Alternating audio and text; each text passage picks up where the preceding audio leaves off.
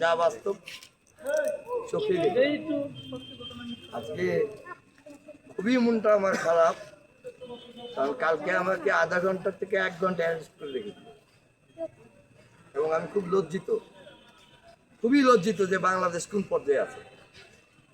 আজকে আবারও বলছি, আমি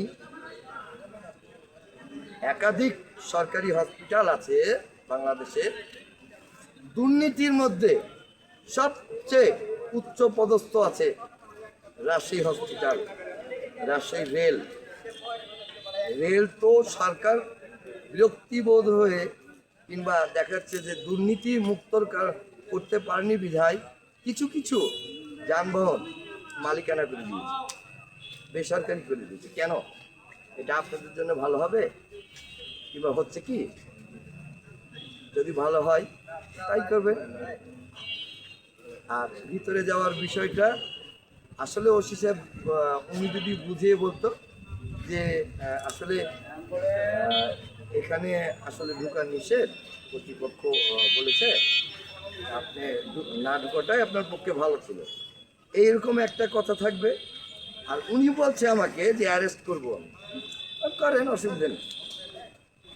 আপনি যার কথা বলছেন আমি তার কাছে তো পারমিশন নিয়ে এসেছি, সে যদি গোপনে আমাকে এই ধরনের হয়রানি করায় তাহলে এই সমস্ত ডাক্তার কি ট্রিটমেন্ট দিতে পারে আপনারাই বলুন। দর্শকবৃন্দ, আমার ইচ্ছা হয় না আর হসপিটালে প্রতিবেদন করতে। নিজের টাকা অর্থায়ন খরচ করে আমি যদি হ্যারাসমেন্টই হয় তাহলে এই বাংলাদেশ চলবে না।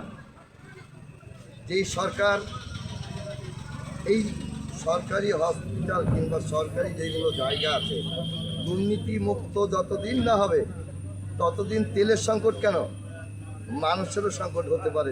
দর্শকবৃন্দ, এটা আমার লজিক্যালিভাবে বললাম। যাই হোক, আর এই প্রতিবেদনটা বাড়াবো না, আর এখানে থাকার আমার ইচ্ছা নেই। আপনারা দেখতে পাচ্ছেন দর্শকবৃন্দ,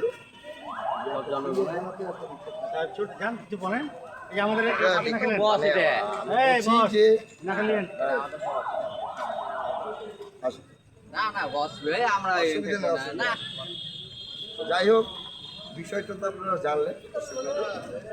কালকে আমাকে যেভাবে অপমানিত করেছে দাসপাড়া থানার ওসি, আমি ডাইরেক্টলি নাম ওসি সাহেবের যে অ্যাটাচুড আমার মনে হয় না